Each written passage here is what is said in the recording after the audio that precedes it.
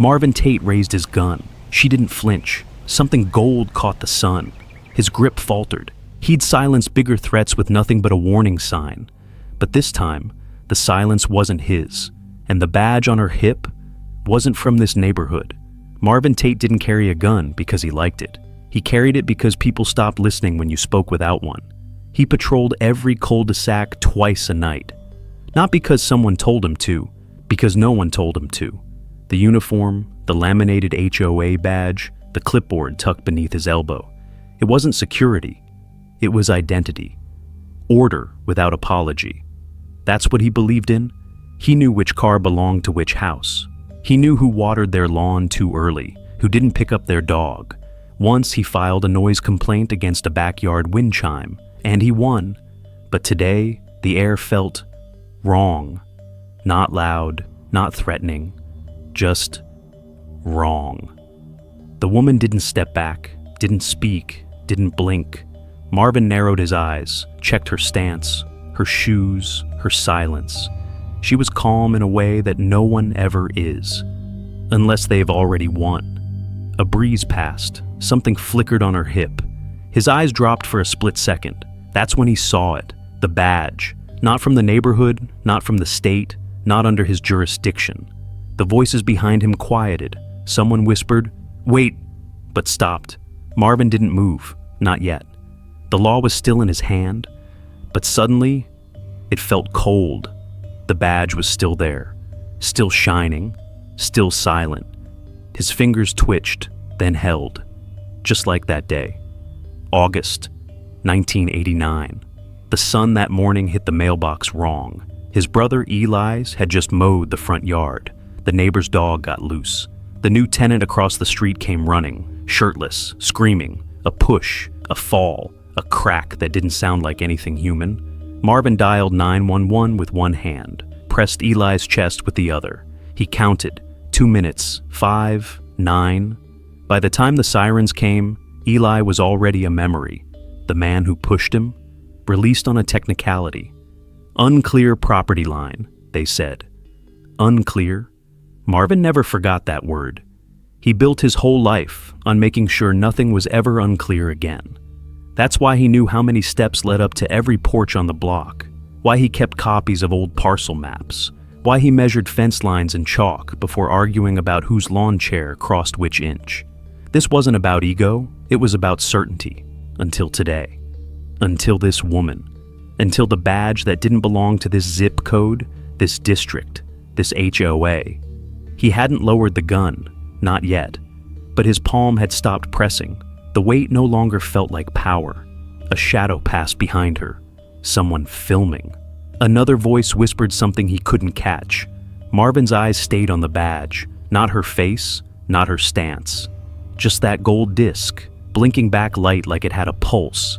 He didn't move, but something did. In his jaw, in his breathing, in a tight clench behind his ribs. He remembered Eli's voice fading beneath his fingers. Why didn't they come sooner? Marvin blinked. Not from sunlight, from something else. A thought, maybe. Or a line cracking. Quiet. But it was the first break, and it came from the inside. A small twitch in her jaw. Or maybe just the light. Marvin couldn't tell anymore. The badge was real. The SUV, too.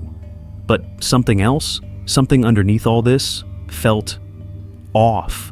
Last week, the HOA newsletter changed its header. Same logo, new motto, preserve through authority. He hadn't voted on that. No one had. 2 streets over, a mailbox was removed without notice. 3 homes got fines for disorderly landscaping. One woman, Karen Fisher, 68, said she saw a clipboard under her front steps with her name circled in red. The next day, her backyard fence was deemed non-compliant. Marvin remembered the meeting. Short, quiet, oddly well attended. No debate, just nods. Smiles that didn't reach the eyes. They had started calling it the restoration plan. He thought it was about street signage. Now, he wasn't sure, because the woman in front of him didn't look like someone who parked in the wrong spot. She looked like someone sent. His grip tightened on the sign he had posted himself. No unregistered vehicles, HOA zone. He'd hammered it into the dirt yesterday, right in front of that house, her house. But now the sign looked out of place, like it didn't belong in the same frame as that badge. A voice crackled on his walkie, muffled, too clear to ignore. "Just hold your ground, Marvin. She's a guest, not a resident." Not a resident. A few heads turned at that. One man nodded, another, new guy on Sycamore Lane, stepped closer with his phone out, recording. Something in Marvin's chest stirred. Not fear, not yet. But the same cold that comes before you realize the room's already locked. He looked at the badge again, then the sign, then the shadows behind the SUV. Something was moving back there, or waiting. He couldn't tell which, but he knew he wasn't the only one watching. The sun hit the badge again. This time, Marvin blinked. She didn't move, didn't speak, just raised one hand and slowly pulled the zipper down. The black coat fell open, a flash of light. Gold, FBI, stamped clean under the rays, sharp as a warning shot. Somewhere behind Marvin, a phone dropped, then a whisper. "Oh no, that's a real badge." He turned slightly, just enough to catch eyes. The man from Sycamore Lane didn't smile. He just mouthed two words. "You done." Marvin's throat dried, his grip loosened. Rowan stepped forward, one step, that was all.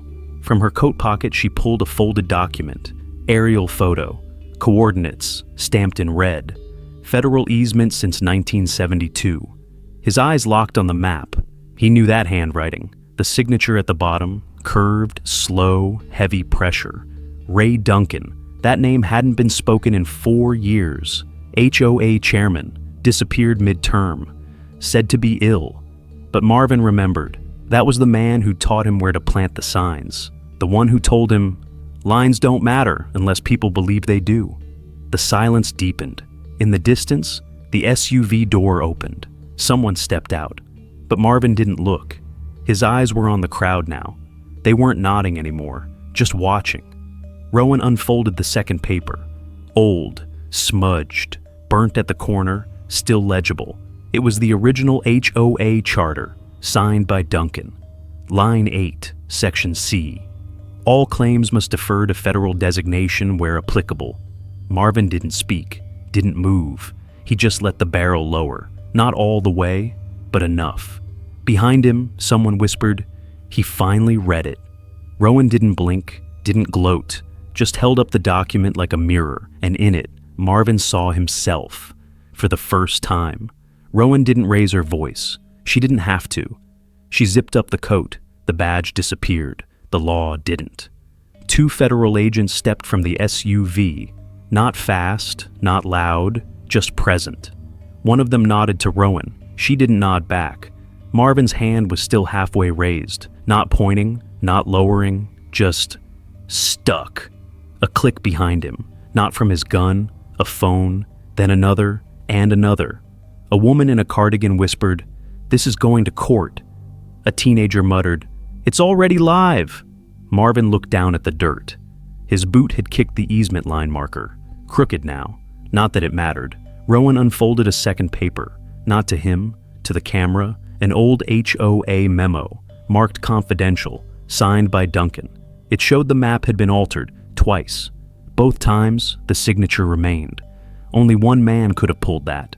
Marvin. He didn't deny it, didn't speak, couldn't. The agent behind Rowan lifted a radio, spoke one word, "Ready."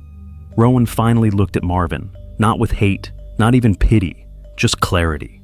Her voice cut the air like clean glass. "You pointed it at the badge." Silence, nothing else, not even the birds. Marvin didn't holster the gun, didn't drop it either, just loosened, then stepped back. 2 steps, like surrender, but slower. No one clapped, no one moved, but somewhere in the crowd, a neighbor pulled down a private property sign, snapped the post in half, dropped it on the gravel. That was it. That was the sound. Not justice, but something close enough to hurt. Rowan looked once more, then turned, left him standing in his own rulebook. The wind came back first, not loud, just there. It tugged at the plastic corner of the old HOA sign, the one Marvin had pulled from the fence, now lying by the curb, bent, dusty, unclaimed. No one spoke to him that morning. No one needed to. The badge was gone. The SUV too. But the silence stayed. He stood by the fence for a long time, not fixing, not checking, just standing. The gravel still bore the faint imprint of a boot. His. Next to the place the marker used to be, inside the watch cabin, the coffee had gone cold. The light blinked on the land use terminal, unread. He didn't sit, didn't file a report, didn't even close the drawer. A boy biked past, looked at Marvin, then at the hole in the post, didn't stop. Later, someone left a folded paper on the cabin door, not from the court, just 4 words, handwritten. You did too much. Marvin didn't tear it, didn't keep it either. He walked back to the trash bin, stared at the sign, lifted it only for a second, then dropped it again. The clang was small, but final. Across the street, someone pulled open their blinds, then shut them again. That afternoon, the HOA meeting was canceled. No new notices posted, no patrols logged, no one asked why. Marvin didn't quit, didn't explain, didn't apologize. But he never put up another sign, not once. Somewhere deep in the cabin, the old land file stayed unlocked, still open to the page with the easement line, still marked with his pen, still wrong, and no one touched it.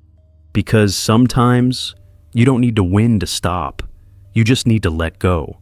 The badge never returned, but the rope never got pulled again. The old cabin light still flickers at dusk. No one fixes it, no one needs to. Some things are better left dim. Out by the fence, the grass grows through old bolt holes, quietly, as if reclaiming what was never meant to be claimed. The coffee mug still sits on the sill, handle cracked, stained deep from years of duty. But it hasn't been moved. Some objects don't need replacing, only remembering. People pass. They glance at the gate, at the sign no longer there, at the silence that now speaks louder than the orders ever did. In the end, Marvin never became a villain, nor a hero. He was just a man who forgot that power is never personal, and when he remembered, he didn't say a word. He simply stepped back. Like his father used to say, the sharpest fences don't need nails, only time. There are places where justice doesn't knock. It waits until someone stops guarding the wrong line, because sometimes letting go is the strongest form of keeping order.